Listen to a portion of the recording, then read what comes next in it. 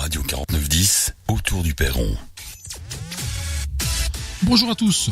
Profitant du beau temps, nous nous sommes rendus au château de Franchimont et nous avons rencontré Patrick Hofsimer, l'archéologue des Compagnons de Franchimont, avec qui nous avons fait le tour des nombreux chantiers, des nombreuses démarches en cours pour cette année 2018. Après avoir évoqué dans une précédente séquence le chantier de l'aile nord-ouest, le chantier de la buanderie et le chantier de la cuisine, nous allons à présent nous intéresser à 3 autres chantiers. Tout d'abord, le chantier au niveau du puits, un chantier assez symbolique pour les compagnons, puisque les compagnons étaient déjà intervenus là-bas en 1976 et que ça fait de nombreuses années qu'ils cherchent à y retravailler.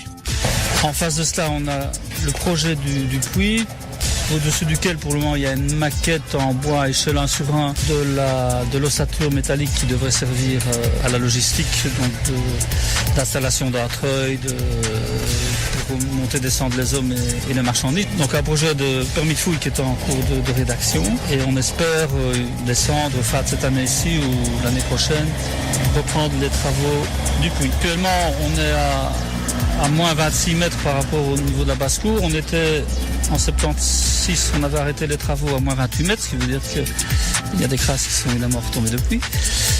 Alors, soit on doit descendre jusqu'au niveau d'une nappe phréatique au même niveau que la Hogne, c'est-à-dire à 65 mètres plus bas, c'est la première hypothèse, soit on doit descendre moins bas, par exemple autour de 40 mètres, dès lors qu'il y a à côté de Franchimont, outre la vallée de la Hogne, le vallon du ruisseau du Pré-l'Évêque, qui lui est à hauteur du château moins bas que la Hogne. Et s'il y avait un passage d'eau, une nappe phréatique à ce niveau-là, on devrait descendre à 40 mètres. Mais tant qu'on n'a pas fouillé, on n'aura jamais la réponse. Donc le but, c'est de retrouver de l'eau finalement. Le but c'est de retrouver de l'eau, oui, mais c'est surtout de retrouver dans le comblement du puits et en particulier vers le fond du matériel archéologique qui permettrait de comprendre la chronologie, sinon de la création, du creusement du puits, ou au moins la chronologie de son utilisation. Parce que la question de l'approvisionnement en eau dans le château reste en partie difficile à expliquer, ou du moins l'information est incomplète, parce qu'on a à la fois visiblement un puits, mais également un puits-citerne au milieu de la haute cour, à propos duquel je ne sais toujours pas très bien si c'est un puits artésien, donc une résurgence qui amène de l'eau par vase communicant depuis la partie haute de la colline en arrière du château, c'est-à-dire là où se trouve le chalet d'accueil pour le moment, ou bien si c'est simplement une citerne de récolte des eaux de pluie, ce qui est aussi possible. Le fait est qu'on a les deux systèmes et que le puits-citerne est très vraisemblablement le premier système, puisqu'on a retrouvé de la céramique contemporaine de la construction du premier château autour du XIe siècle. Et à propos du puits, on ne sait pas si ça peut être aussi ancien ou plus récent. Alors nous allons à présent sortir de la haute cour, quasi même sortir du château. Nous allons nous arrêter juste à la tour d'accueil, oui, l'ancienne tour du Balloir, où là également il y a eu une intervention.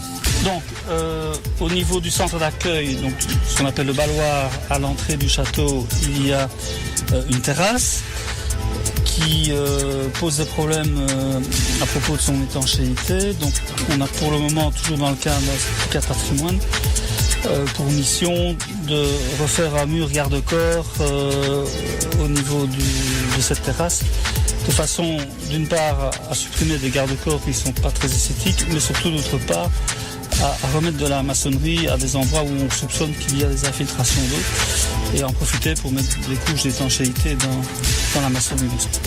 Alors, dernier chantier, en tout cas officiel, c'est au niveau de la casemate nord. Alors, la casemate nord est dans un très très mauvais état, menace en partie de s'effondrer, donc on a en effet là toujours dans le cas de procédure à mettre en route. On envisage de faire des premières consolidations d'urgence, mais pour faire ces consolidations, en particulier à l'intérieur, on a un problème d'accessibilité. On ne peut pas descendre les matériaux, les fournitures par l'escalier à Tramuros qui provient de la basse-cour. Donc on doit réouvrir une porte qui donnait directement accès à l'extérieur du château depuis l'intérieur de la casemate, comme c'est le cas pour les autres casemates, mais ce fait que dans la casemate nord qui est en très mauvais état, toutes ces infrastructures-là sont actuellement bouchées Et donc on a des engagements en cours avec l'aide de la commune d'ailleurs pour déjà recréer un accès. C'est essentiellement un travail d'hiver, ce que l'on a fait cet hiver-ci, parce que maintenant la bonne saison reprenant, on préfère faire des travaux de maçonnerie à la chaux. Alors en guise de conclusion, nous compléterons cette interview d'une info qui a été également communiquée par Patrick Hofsimer, à savoir le fait que les compagnons financent actuellement un travail de modélisation 3D du château tel qu'il était à la fin du XVIIIe siècle, avant sa démolition, dans le but futur de pouvoir proposer aux visiteurs une visite en réalité augmentée via des lunettes 3D. Nul doute qu'on en reparlera. À bientôt pour un prochain numéro de Autour du Perron.